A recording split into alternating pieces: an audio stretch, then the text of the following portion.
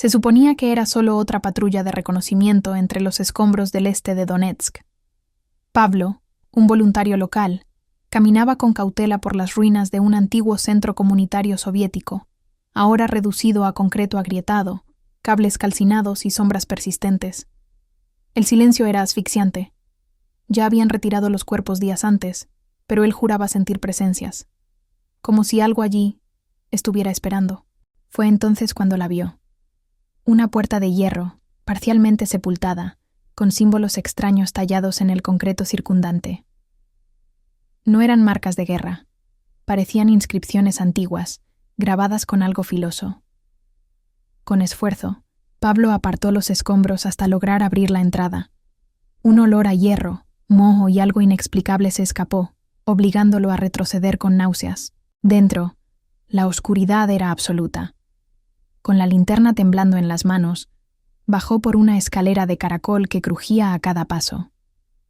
El aire allí parecía suspendido en otro tiempo. Abajo, encontró una sala circular revestida de piedras con inscripciones desconocidas. En el centro, una silla de hierro forjado. Sobre ella, los huesos de una mujer sentada, con la cabeza cubierta por una capucha de lino oscuro, y el rostro cosido con hilo rojo. También había un cuaderno rojo, escrito en ucraniano arcaico, encadenado al suelo. Sus páginas contenían frases fragmentadas. Ella pidió ser olvidada, y nosotras la obligamos. A un lado, marcas de manos pequeñas y velas derretidas que, extrañamente, parecían recién usadas. Pablo retrocedió, tropezando con sus propios pies. Pero antes de salir del búnker, escuchó un sonido que le congeló la sangre. Una respiración larga, gutural, y luego, alguien, o algo, murmurando su nombre. Desde aquel día, Pablo no volvió a hablar. Quedó mudo. Sus ojos, fijos, reflejan un terror constante. Y cada noche, su madre asegura escucharlo caminar en círculos por la casa, arrastrando los pies, repitiendo palabras en una lengua que nadie entiende. Donetsk, antes de ser marcada por la guerra, era una tierra de campos fértiles, aldeas silenciosas y leyendas enterradas en el tiempo. Sus pueblos, olvidados entre colinas y bosques de abedules, guardaban historias que los ancianos contaban en susurros. Historias de pactos antiguos, de mujeres que sabían curar con plantas, y otras que podían matar con la mirada. Cuentos que, con los años, fueron tachados de supersticiones rurales o fantasías de infancia. Sin embargo, había una aldea específica, en el corazón de la región de Donetsk, que escondía un secreto más oscuro. Un lugar donde los pájaros no cantaban al amanecer y donde los habitantes clavaban las ventanas con clavos oxidados, no para protegerse de la guerra, sino para impedir que algo desde adentro saliera. Allí, entre valles olvidados, nació la leyenda de Halina, la mujer sin rostro. Halina llegó al pueblo a finales del siglo XIX, de la nada. Nadie sabía de su familia, ni de su origen. Solo apareció, cargando una cesta con raíces secas, un manto oscuro y unos ojos que jamás parpadeaban. Los aldeanos comenzaron a desconfiar. Los niños desaparecían cuando ella pasaba. Los animales morían sin razón, y las cosechas se pudrían cada vez que la veían en el campo. Pero había algo peor. Las mujeres del pueblo comenzaron a enfermar con síntomas que nadie sabía explicar. Sangraban por los oídos, veían sombras, soñaban con serpientes deslizándose por sus gargantas. Las más devotas decían que Halina no era humana. Las más viejas, sin embargo, susurraban que era una vedma, una bruja ancestral, quizás la última, que había quebrado el círculo del olvido. Las mujeres, cansadas del miedo, se reunieron en secreto. No involucraron a los hombres. Era un asunto entre ellas. Una noche sin luna, arrastraron a Halina hasta el viejo refugio soviético que ya nadie usaba desde su construcción. Dijeron que la protegerían de la furia del pueblo, pero en el fondo sabían lo que harían. La encadenaron, le cosieron la boca y realizaron un ritual de olvido. Un pacto para que nadie más la recordara, para que incluso la tierra olvidara su existencia. Enterraron el búnker con piedras, barro y juramentos. Lo sellaron con símbolos antiguos, transmitidos de madre a hija. Y durante más de un siglo, todo permaneció en silencio. La aldea desapareció del mapa. Las familias se marcharon. El tiempo borró los caminos, las cercas, los nombres. Y la historia de Jalina se volvió leyenda, una que ni los niños se atrevían a contar. Hasta que llegó la guerra. Las bombas abrieron cráteres donde antes había raíces. Los disparos arrancaron los últimos árboles. Los tanques cruzaron campos malditos. Y los sellos comenzaron a romperse. El olvido fue perturbado. La tierra, finalmente, recordó. Y con ella, algo que jamás debió ser desenterrado. Desde que se reabrió el búnker, algo comenzó a cambiar en Donetsk. Soldados y voluntarios reportaban náuseas, interferencias en los radios y una presión invisible en el pecho. Dispositivos electrónicos fallaban en un radio cada vez mayor, y los animales evitaban acercarse. Durante la noche, los centinelas decían oír pasos donde no había nadie.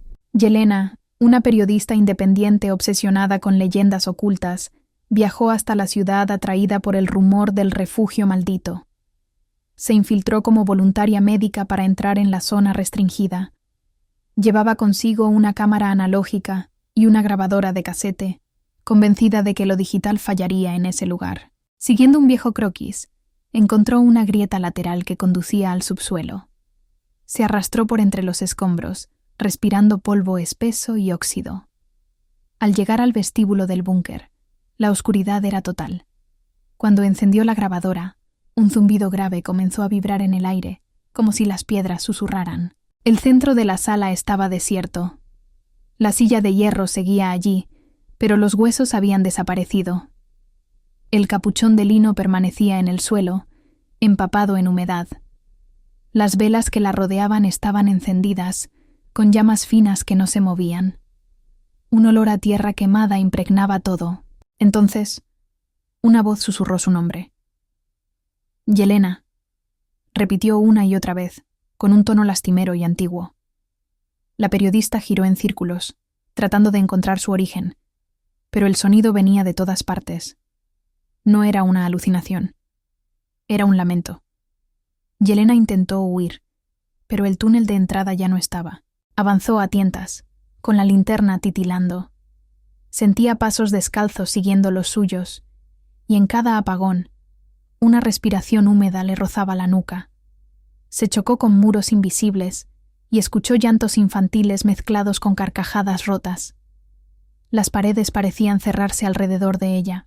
Horas más tarde, soldados la encontraron fuera del túnel, desmayada, con la piel arañada y barro bajo las uñas.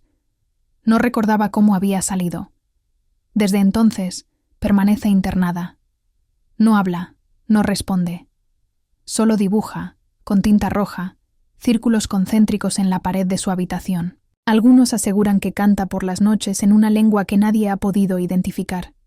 Otros, que habla con alguien invisible durante horas, sin parpadear.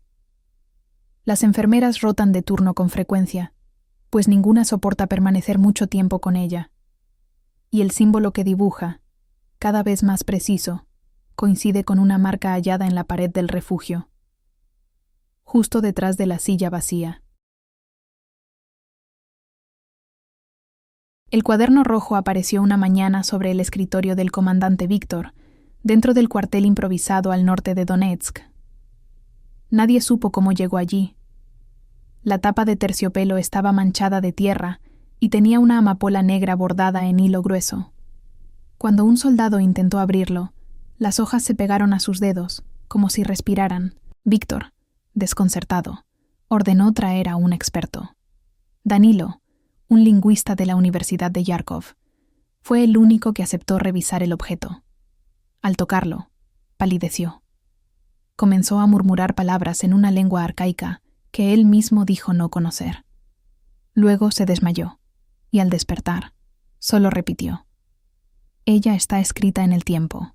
Al revisar el contenido, Danilo descubrió un idioma híbrido, eslavo eclesiástico, dialectos campesinos del siglo XVIII y fragmentos en latín de pronunciación invertida. Algunos pasajes hablaban de un pacto de silencio, otros de un círculo roto y una voz que aún gime bajo la piedra. En el centro del libro, una página sellada con cera negra y una advertencia clara. Si lees esto, ella te recordará. Si ella te recuerda, el olvido se romperá. Víctor ordenó destruirlo. Intentaron quemarlo, sumergirlo en ácido, incluso dispararle. Nada funcionó. El fuego retrocedía al acercarse y el papel resistía toda agresión. Una noche, dejaron el cuaderno encerrado en una caja fuerte.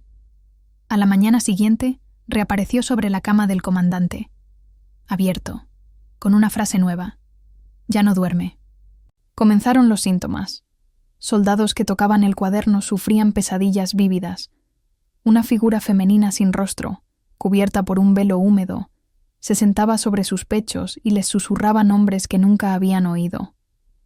Uno de ellos despertó con marcas de costura en los labios. Otro, con las uñas ennegrecidas y desprendidas. Danilo desapareció 2 días después. Su habitación estaba intacta, pero en el espejo del baño había símbolos trazados con sangre y un mechón de cabello blanco pegado con saliva.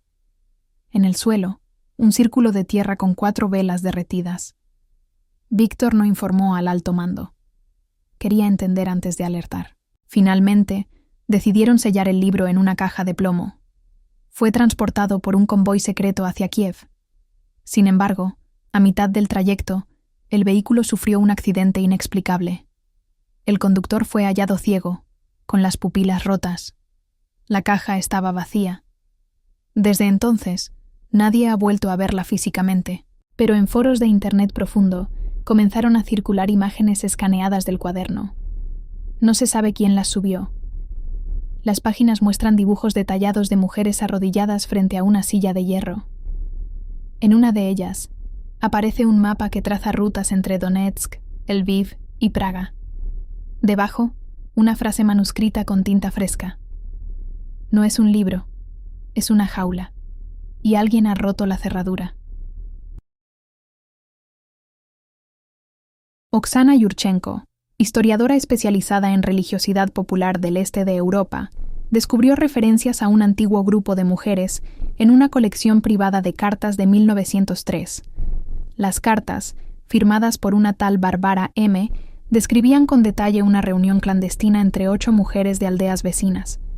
Las nombraba por sus oficios: la curandera, la viuda, la partera, la maestra, la hilandera, la muda, la pastora y una llamada simplemente la extranjera. A través de los textos, Oksana reconstruyó lo que parecía ser un ritual de protección colectiva, ejecutado por mujeres que se sentían amenazadas por algo que había despertado en el valle. El lenguaje era ambiguo, pero hablaban de una presencia femenina que las observaba en sueños, que aparecía bajo forma de sombra blanca en los graneros y que hacía que los bebés recién nacidos dejaran de respirar sin motivo. Las cartas contenían dibujos de símbolos muy parecidos a los encontrados en el refugio subterráneo. Uno de ellos, una espiral con ramas y una gota en el centro, se repetía constantemente. Las mujeres hablaban de sellar algo que no debía tener voz y de sacrificar la memoria como precio. No mencionaban nombres, solo referían a ella, con mayúscula, como si nombrarla fuese peligroso. Oksana compartió sus hallazgos con una colega en Viena que trabajaba con documentos de etnografía rural. Juntas, encontraron un texto ceremonial en un dialecto de Transcarpatia que detallaba un rito de sellado colectivo. Una práctica en la que varias mujeres ofrecían un recuerdo personal, un amor, un hijo perdido, un dolor antiguo, para encapsular una entidad en un objeto o lugar. La memoria, al ser entregada, se volvía invisible para el mundo. Pero lo más inquietante fue una nota añadida a mano, en una hoja suelta, escrita por Bárbara. El olvido no dura para siempre. Cada pacto tiene grietas. Y cuando todas muramos, ¿quién recordará lo que no se debe recordar?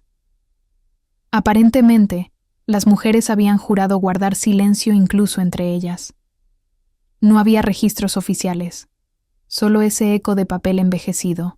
Oksana viajó a Donetsk, arriesgando su seguridad para buscar restos del antiguo pueblo mencionado en las cartas, una aldea que había desaparecido de los mapas en los años 30.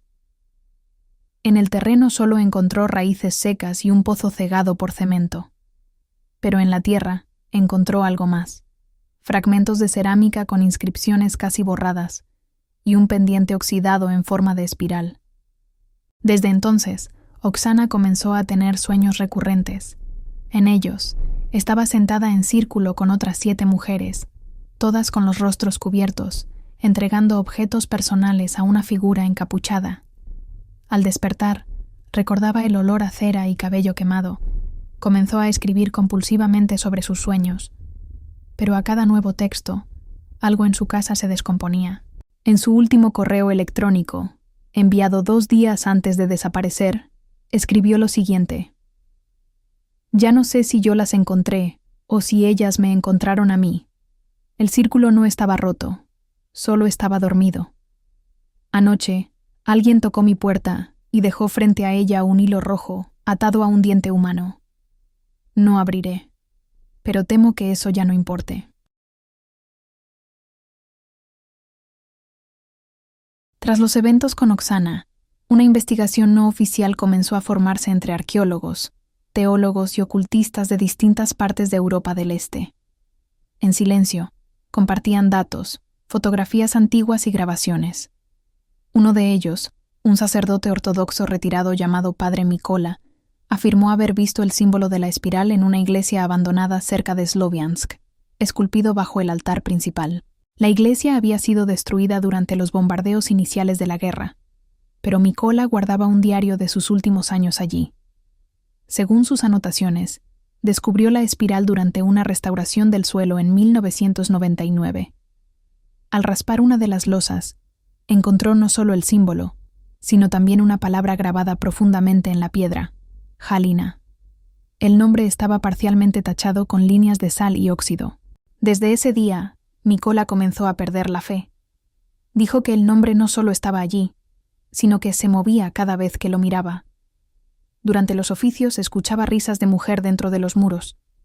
Un ícono de la Virgen comenzó a llorar sangre, y 2 monjas abandonaron el lugar, jurando que alguien caminaba de noche por el techo de la iglesia con los pies descalzos. Mikola selló el altar con cemento sagrado y abandonó la vida religiosa. Se aisló en una cabaña de montaña y comenzó a escribir un libro que nunca terminó. Solo se conocen algunos capítulos que envió a colegas. Hablaban de la mujer sin tumba, de la voz bajo el hierro y de una maldición tejida con hilos de silencio. Aseguraba que el nombre de Halina no podía ser dicho en voz alta más de una vez. Uno de los investigadores, un joven antropólogo de Bucarest, decidió viajar a las ruinas de la iglesia. Logró entrar entre los escombros y halló el altar intacto. Quitó parte del cemento, y lo que encontró lo dejó paralizado: una piedra negra con inscripciones similares al cuaderno rojo. Tomó una fotografía y la envió al grupo. Luego desapareció. La fotografía revelaba algo más.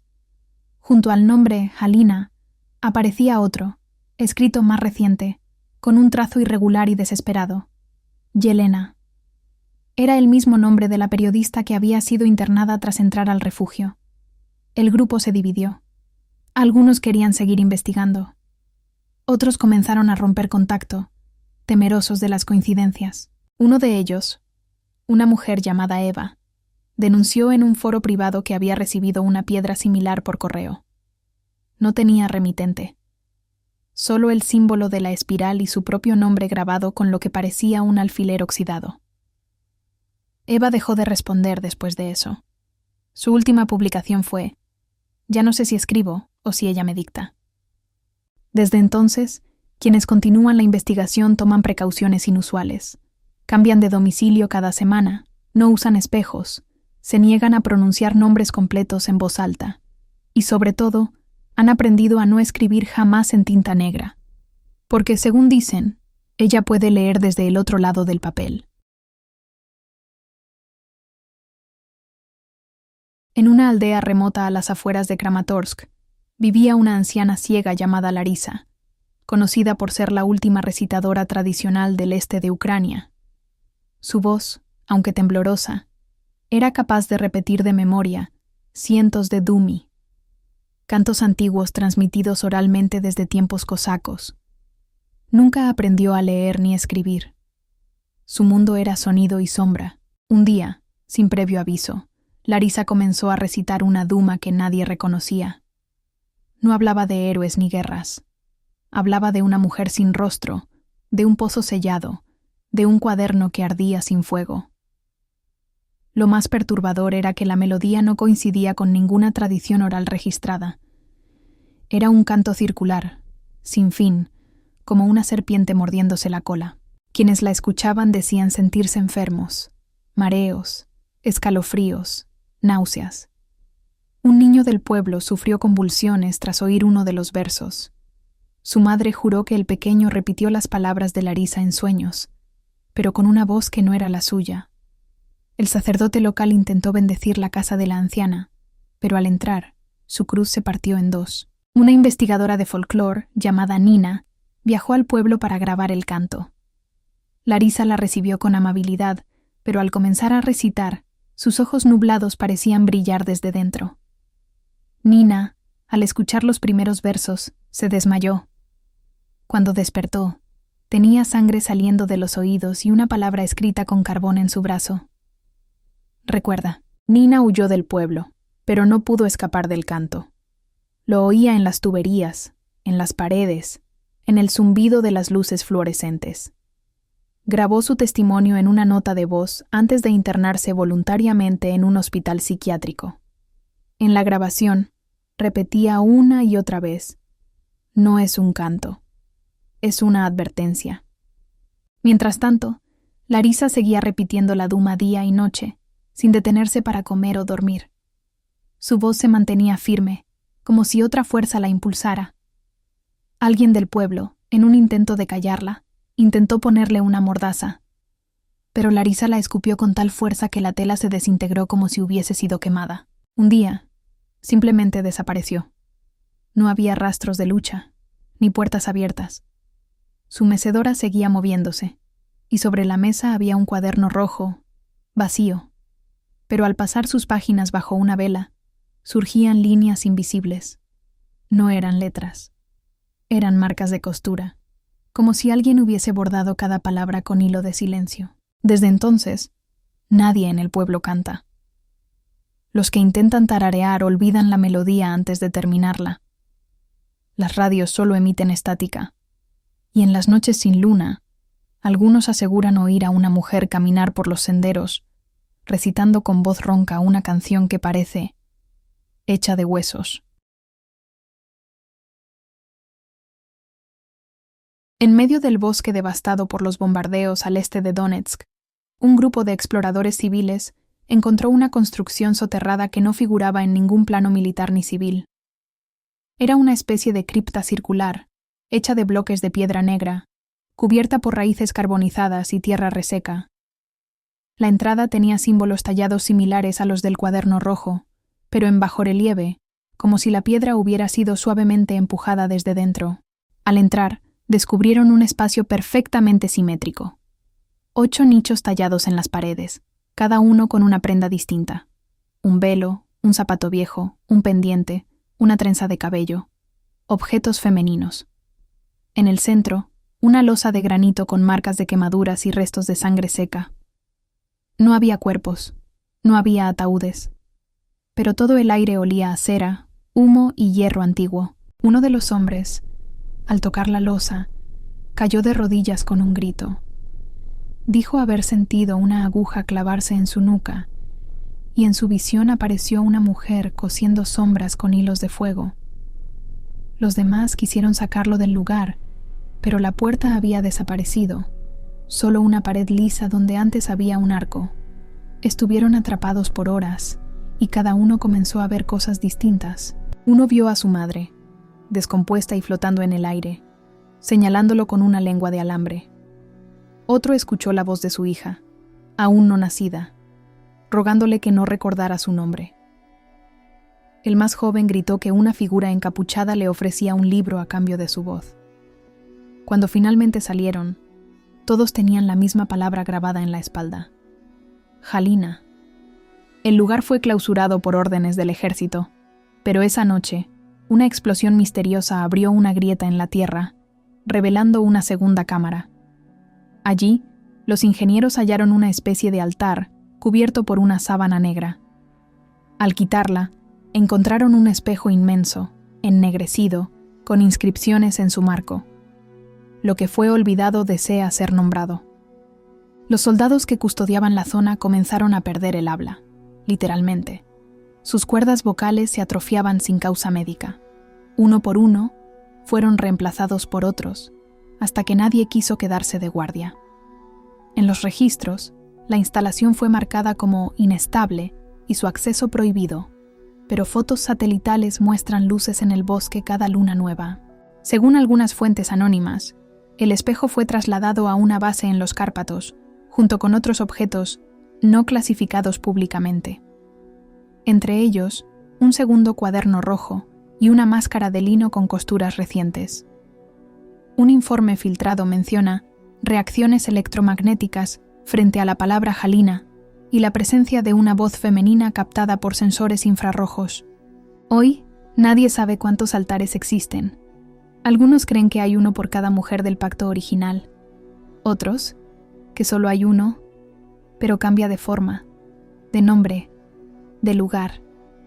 Lo cierto es que quienes pronuncian su nombre más de una vez comienzan a soñar con ella, y en el sueño, ella siempre les ofrece la misma elección: recordar o desaparecer. Si alguna vez caminas por las ruinas de Donetsk y escuchas tu nombre entre el viento, no respondas. Si encuentras un cuaderno rojo, no lo abras. Si ves una silla vacía en medio de la nada, sigue caminando. Porque el olvido no es el final, es solo una pausa, hasta que ella vuelva a ser nombrada.